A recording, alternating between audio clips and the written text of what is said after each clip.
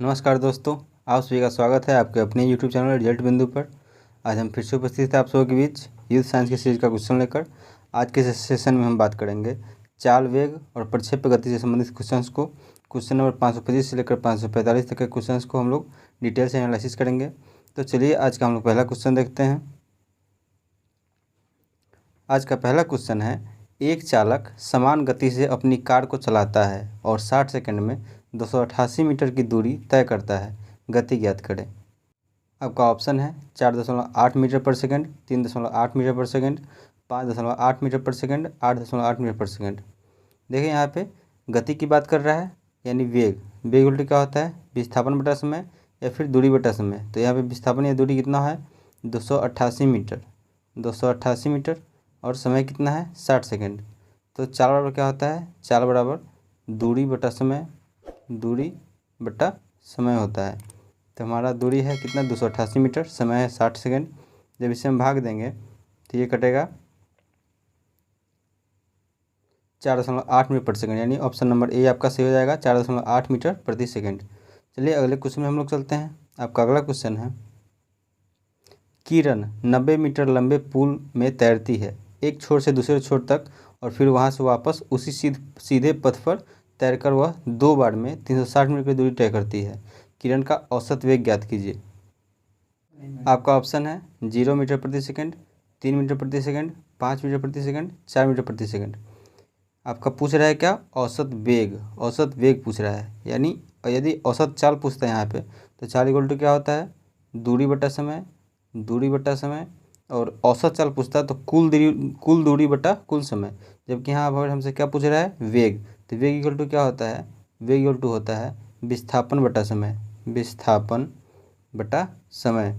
तो यदि किरण जो है 90 मीटर पुल में तैरती है, मान लीजिए कि ये कोई पुल है, तो 2 बार में, यानी कि यहाँ से अगर शुरू करती है तो 90 मीटर गई, फिर 90 मीटर आएगी, और फिर 90 मीटर गई, फिर 90 मीटर आएगी, तब 360 मीटर पूरेगा। जब 360 मीटर होगा तो इसका विस्थापन जो होगा शून्य होगा। विस्थापन कितना होगा, शून्य होगा, क्योंकि जहाँ से चली थी यानी वहीं पे पहुँच गई। विस्थापन का मतलब क्या होता है, प्रारंभिक स्थिति और अंतिम स्थिति के बीच की न्यूनतम दूरी।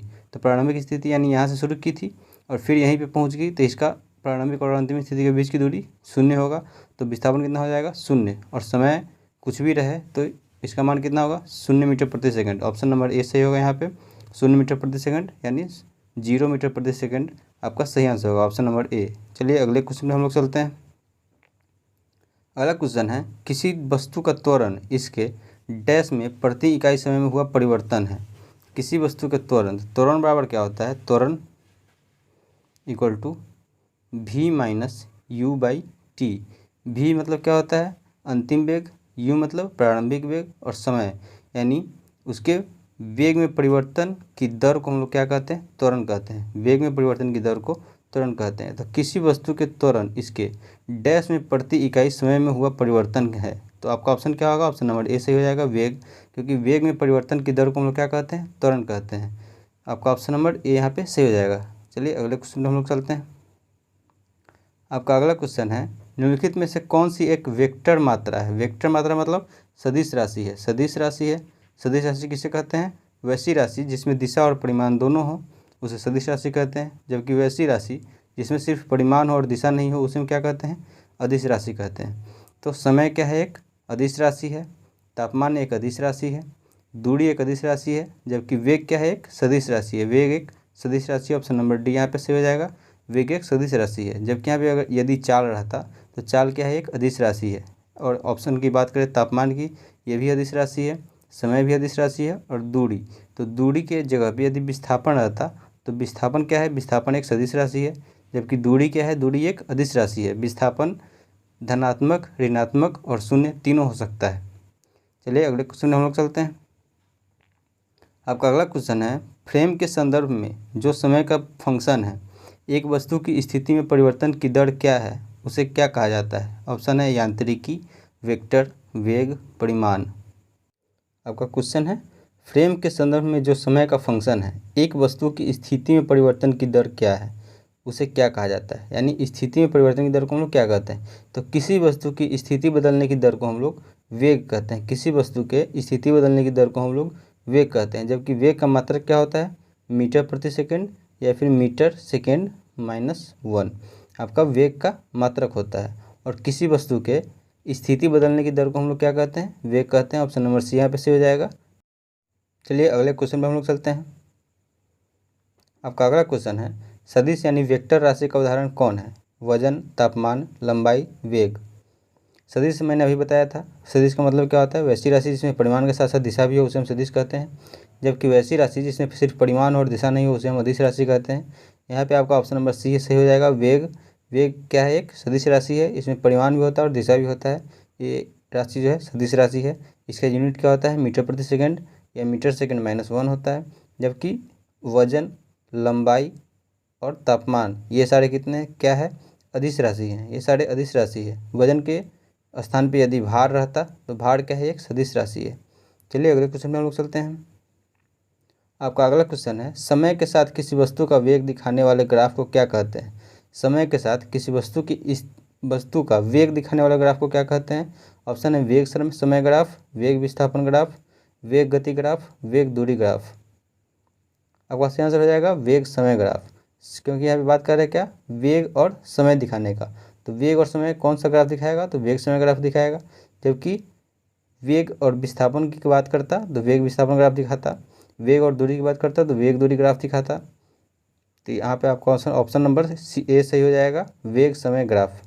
अगला क्वेश्चन, आपका अगला क्वेश्चन है, औसत चाल और औसत वेग वस्तु की गति दर्शाता है समय की एक विशेष अवस्था में, लंबी दूरी में, कम दूरी में, दिए गए अंतराल में। चाल क्या होता है, जब कोई वस्तु एकांक समय अंतराल में जितनी दूरी तय करता है वह उस वस्तु का चाल कहलाता है। चाल बराबर क्या होता है, चाल बराबर होता है दूरी बटा समय। चाल बराबर दूरी बटा समय। जबकि वेग की बात करें तो वेग जो होता है, कोई वस्तु एकांक समय अंतराल में जितनी विस्थापित होती है उसे उस वस्तु का वेग कहते हैं। और वेग का मतलब क्या होता है, विस्थापन बटा समय, विस्थापन बटा समय, विस्थापन बटा समय। तो यहाँ चाल और वेग की परिभाषा से स्पष्ट है कि औसत चाल और औसत वेग दिए गए समय अंतराल के दौरान उस वस्तु की गति दर्शाते हैं, दिए गए समय अंतराल के दौरान। ऑप्शन नंबर डी यहाँ पे सही हो जाएगा, दिए गए समय अंतराल के दौरान। औसत चाल और औसत वेग वस्तु की गति दर्शाता है दिए गए समय अंतराल के दौरान। अगला क्वेश्चन, आपका अगला क्वेश्चन है, एक भीड़ भाड़ वाली सड़क पर एक बस की गति डैश गति का उदाहरण है। ऑप्शन है असमान, एक समान, वृत्तीय, रेखित। देखिए, एक भीड़ भाड़ वाली सड़क पर चलती हुई बस असमान गति का उदाहरण है। असमान गति में वेग समय के साथ साथ परिवर्तित होता रहता है। इसका मान जो होता है विभिन्न बिंदुओं पर भिन्न भिन्न होता है। तो आपका ऑप्शन नंबर ए से हो जाएगा असमान, क्योंकि एक भीड़ भाड़ वाली सड़क पर एक बस की गति असमान गति का उदाहरण है। इसका बस का गति जो होगा कभी ज़्यादा कभी कम, यानी समय के साथ परिवर्तित होता रहेगा, इसलिए हम क्या कहेंगे, असमान गति कहेंगे। अगला क्वेश्चन, अगला क्वेश्चन है, चाल, दूरी और समय का सही संबंध क्या है। चाल, दूरी और समय का सही संबंध क्या है। चाल बराबर क्या होता है, चाल बराबर दूरी बटा समय, दूरी बटा समय, यानी speed equal to distance upon time, s equal to d upon t. Option number B सही हो जाएगा। अगला क्वेश्चन, तत्कालिक वेग और औसत वेग तब बराबर होते हैं जब वस्तु डैश, ऑप्शन ए है, में एक समान त्वरण हो, एक वृत्त में चल रही हो, में परिवर्तित त्वरण हो, में शून्य त्वरण हो। ऑप्शन नंबर डी यहाँ पे सही हो जाएगा, उसमें वस्तु में शून्य त्वरण हो, क्योंकि तत्कालिक वेग और औसत वेग तब बराबर होगा जब वस्तु में शून्य त्वरण हो। क्योंकि यदि त्वरण थोड़ा भी बदलता है तो उसका वेग जो है परिवर्तित होने लगेगा और दोनों बराबर नहीं होगा, यानी तत्कालिक वेग और औसत वेग बराबर नहीं होगा। इसलिए जब शून्य त्वरण होगा तभी दोनों बराबर हो सकते हैं। तत्कालिक वेग और औसत वेग बराबर तभी होंगे जब वस्तु में शून्य त्वरण हो। अगला क्वेश्चन, अगला क्वेश्चन है, विस्थापन के परिवर्तन दर को डैश कहा जाता है। ऑप्शन है गति, संवेग, विस्थापन, वेग। आपका सही आंसर होगा ऑप्शन नंबर डी, वेग। वेग इक्वल टू क्या होता है, विस्थापन बटा समय। वेग इक्वल टू विस्थापन बटा समय। वेग का ऐसा यूनिट क्या होता है, मीटर प्रति सेकंड होता है। वेग का ऐसा यूनिट मीटर प्रति सेकंड। जबकि यदि हम बीमा की बात करें तो LT-1 होता है। LT-1 इसका बीमा होता है। अगला क्वेश्चन, विस्थापन की परिवर्तन दर को क्या कहते हैं? वेग कहते हैं। ऑप्शन नंबर बी यहाँ पे सही होगा। अगला क्वेश्चन, यदि कोई वस्तु समान समय अंतराल में असमान दूरी तय करती है तो इसे डैश में कहा जाता है। ऑप्शन है असमान गति, रूपांतरित गति, समान गति, घूर्णन गति। इसका सही आंसर ऑप्शन नंबर ए होगा, असमान गति। जब कोई वस्तु समान समय अंतराल में समान दूरी तय नहीं करती है तो इस गति को असमान गति कहते हैं। इस गति को असमान गति कहा जाता है। असमान गति का दूरी समय ग्राफ एक वक्र रेखा में होता है।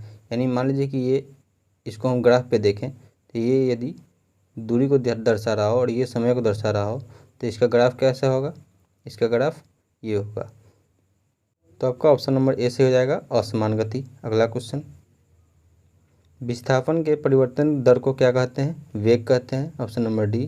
अगला क्वेश्चन, किसी निर्दिष्ट दिशा में किसी वस्तु की गति को कहा जाता है। ऑप्शन नंबर ए गति, विस्थापन, वेग, चाल। आपका ऑप्शन नंबर सी से हो जाएगा, वेग। क्योंकि वेग क्या है? एक सदिश राशि होता है, इसमें परिमाण के साथ साथ दिशा भी होता है। तो यहाँ कह रहा है क्वेश्चन कि किसी निर्दिष्ट दिशा में, यानी दिशा की बात कर रहा है तो दिशा में किसी वस्तु की गति, तो किसी दिशा में वस्तु की गति को क्या कहते हैं? वेग कहते हैं। वेग एक सदिश राशि है। वेग का यूनिट क्या होता है? मीटर प्रति सेकंड होता है या मीटर सेकंड -1 होता है। अगला क्वेश्चन, आपका अगला क्वेश्चन है, निम्न में से कौन सी मात्रा चाल के साथ इसकी गति निर्दिष्ट करती है? ऑप्शन है संवेग, विस्थापन, वेग, बल। आपका सही आंसर वेग हो जाएगा। गतिशील वस्तु के विस्थापन की दर अर्थात 1 सेकंड में हुए विस्थापन को वस्तु का वेग कहते हैं। वेग एक सदिश राशि है। इसका ऐसे मतलब क्या होता है? मीटर प्रति सेकंड होता है। अगला क्वेश्चन, एक निश्चित दिशा में बढ़ रही वस्तु की गति को वैज्ञानिक शब्दावली में किस पद के रूप में व्यक्त किया जाता है? तो ये दिशा की बात कर रहा है और गति की बात कर रहा है, तो किसी निश्चित दिशा में गति को क्या कहते हैं हम लोग? वेग कहते हैं। Option number A. अगला क्वेश्चन, समय के साथ विस्थापन में परिवर्तन की दर को क्या कहते हैं? विस्थापन में परिवर्तन की दर को हम लोग वेग कहते हैं, क्योंकि वेग बराबर क्या होता है? विस्थापन बटा समय। वेग इक्वल टू विस्थापन बटा समय। आपका सही आंसर क्या हो जाएगा? ऑप्शन नंबर सी, वेग। अगला क्वेश्चन, इस क्वेश्चन को देखने से पहले हम लोग प्रक्षेप्य गति के बारे में जान लेते हैं। प्रक्षेप्य गति कहते हैं किसे हैं? जब कोई वस्तु क्षैतिज से कोई कोण बनाते हुए ऊर्ध्वाधर तल में प्रक्षेपित किया जाता है तो उसका पथ परवलयक होता है। पिंड का यह गति प्रक्षेप्य गति कहलाता है। मान लीजिए कि जब कोई वस्तु, यहाँ से कोई वस्तु को यदि हम प्रक्षेप्य करते हैं ऊर्ध्वाधर तल में, ऐसे होता है तो इसका पथ क्या होता है? परवलयक होता है और ये किसी न किसी कोण के साथ प्रक्षेपित होती है। इस पथ को हम क्या कहते हैं? प्रक्षेप्य पथ कहते हैं। और इस गति को हम क्या कहते हैं? प्रक्षेप्य गति कहते हैं। इसमें टी इक्वल टू यानी उड्डयन काल इक्वल टू क्या होता है? 2u sin थीटा अपॉन जी होता है। जबकि यदि हम बात करें एच की, यानी कि हाईएस्ट हाइट की, तो एच इक्वल टू क्या होता है? u² sin square theta upon 2g होता है। और यदि आर की बात करें, आर यानी परास की बात करें, उसका अधिकतम दूरी की बात करें, तो आर इक्वल टू क्या होता है? आर इक्वल टू होता है u² sin 2 थीटा अपॉन जी होता है। u² sin 2 थीटा अपॉन जी। चलिए अब हम लोग क्वेश्चन पे चलते हैं। आपका क्वेश्चन है कि किस कोण से फेंके जाने पर कोई वस्तु सर्वाधिक दूरी तय करती है? आपका ऑप्शन है 60 डिग्री, 30 डिग्री, 75 डिग्री, 45 डिग्री। तो हम लोगों ने अभी देखा था सबसे अधिक दूरी, यानी दूरी की बात कर रहा है तो दूरी में हम लोग क्या निकाले थे? आर इक्वल टू क्या होता है? u² sin 2 थीटा अपॉन जी होता है। तो थीटा का मान पूछ रहा है, तो थीटा का मान क्या रखने पर सबसे अधिक होता है साइन का मान? तो थीटा का मान यदि हम 45 रखेंगे तो 45 का मान कितना होता है? 1/√2। जबकि यहाँ क्वेश्चन में क्या है? आर इक्वल टू क्या होता है? u² sin 2 थीटा अपॉन जी। तो 2 थीटा यानी 2 इंटू थीटा है, तो थीटा का मान यदि हम 45 रखें तो 45 में 2 से मल्टीप्लाई होगा तो कितना हो जाएगा? 90 डिग्री। और साइन 90 का मान 1 होता है, यानी अधिकतम साइन का मान अधिकतम 1 ही हो सकता है, इससे ज़्यादा साइन का मान नहीं हो सकता है। तो चलिए सबसे पहले हम लोग देखते हैं क्वेश्चन क्या पूछ रहा है। किस कोण से फेंके जाने पर कोई वस्तु सर्वाधिक दूरी तक प्रक्षेपित होती है? तो थीटा इक्वल टू क्या रखने पर आ रहा है? 1। थीटा इक्वल टू 45 रखने पर आ रहा है, तो आपका ऑप्शन नंबर डी से हो जाएगा 45 डिग्री। किस कोण से फेंके जाने पर कोई वस्तु सर्वाधिक दूरी तक प्रक्षेपित होती है? Option number D 45 degree. अगला क्वेश्चन, अगला क्वेश्चन है, किसी प्रक्षेप्य का प्रक्षेप वक्र या पथ कैसा होता है? तो अभी मैंने बताया था कि ये परवलय होता है। परवलय ऑप्शन नंबर 20 सही हो जाएगा, परवलय। क्योंकि प्रक्षेप गति किसे कहते हैं? तो जब कोई वस्तु क्षैतिज से कोई कोण बनाते हुए ऊर्ध्वाधर तल में प्रक्षेपित किया जाता है तो उसका पथ परवलय होता है। पिंड का यह गति क्या कहलाता है? प्रक्षेप गति कहलाता है। चलिए, यदि वीडियो अच्छा लगा हो तो वीडियो को ज़्यादा से ज़्यादा शेयर करें, चैनल को सब्सक्राइब करें और ऐसे ही सपोर्ट करते रहें। धन्यवाद।